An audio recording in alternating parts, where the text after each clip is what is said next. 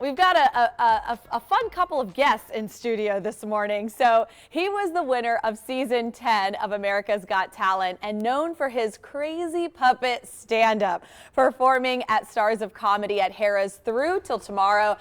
We're thrilled to have Paul Zerdin join us on the couch right now this morning. Yay! Oh, hi. This is Sam. And this is Sam for folks at home, folks watching. Good morning. Good morning to you, Jessica. Good morning. How are you? Sam is really excited to be here. I hope you're equally excited. I am equally excited. I just look more tired and jet lagged than he does. He looks ready to go. Yeah. Yeah, this is great, Jessica. How's it going? What are we doing? Come on, what's going on? Yeah, let's What get are we it. doing? Let's get it going. So how does it feel to be back in Vegas and at the Harrah's? You know what? It feels absolutely great. It's been a while, and after I was here in Vegas before, a few years ago, I then started touring America and Canada and then around the world. And to come back after quite a long gap is really lovely, and it's kind of crazy at the moment. You may have noticed there's a little racetrack around, parts of Vegas. I don't know if you've seen that old thing? Yeah, and so we have a room in Harrah's where the show is tonight and tomorrow night, 7:30, Harrah's showroom, and we have a view of part of the race course. Ooh, and nice. so the other night when they were practicing, last night when they're practicing, we're literally like this. Yeah.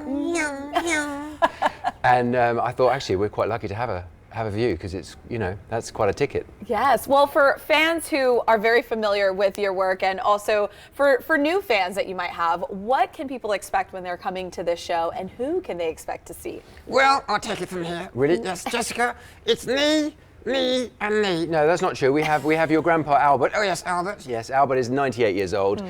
He's kind of winding down in life, and he likes to say what he thinks, and he's an interesting character because he's sometimes a bit un-PC, and I have to pull him up on that and tell him. You got to reel him back in. Yeah, and tell him there's certain things you can't say, which is quite good because we're talking about issues, topical issues, current issues, and also we have Sam's younger brother who's a baby. He's been a baby for quite some years actually. It's quite remarkable, and quite often he wants to be breastfed by someone in the front row. He's slightly outrageous. And then I do my stand-up section where I talk about being a ventriloquist in everyday life and the fun that we have. And we have some screens as well where I show some street vent that I've been doing where I've been pranking people, which is something I've been doing for a few years, which I love doing. And then I have my section in the show where I get people out of the audience and they become my human puppets. Yes. Ooh. Yes. That is very intriguing. Yes. And they come to life, and they're animatronic, so I have these animatronic masks so I can control them. I can go and sit in the audience and control a couple of people, puppets on stage, and I love it. That is so fun. It sounds so exciting. Now, you have so many different characters. Are any of these characters derived from any sources of inspiration at all? Well, when I was a kid and I was an annoying kid, one of the things I used to do was copy. Kids do this a lot. They copy people, and I used to copy my parents, and so much so that it became a regular thing, and they laughed at it, but they were also annoyed by it. And so this is Sam is obviously a cheekier version of me. And a puppet, you can say things that a human couldn't get away with. But just a simple kind of, I do this routine. I've done it for a long time, where the puppet copies me. Copies me.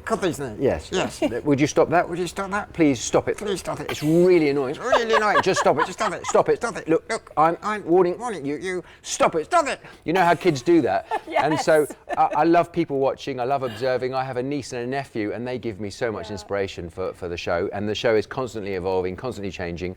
So come see the show tonight. If you don't like Formula One, come and see Paul Zerdin at Harrah's. Just showroom. throwing that out there. Yes. Well, what do you think? I mean, obviously, you've got the comedy aspect of it. What do you think really makes a great comedy show overall? Sleep. I'm just going to take my hand out for a minute. I can't multitask.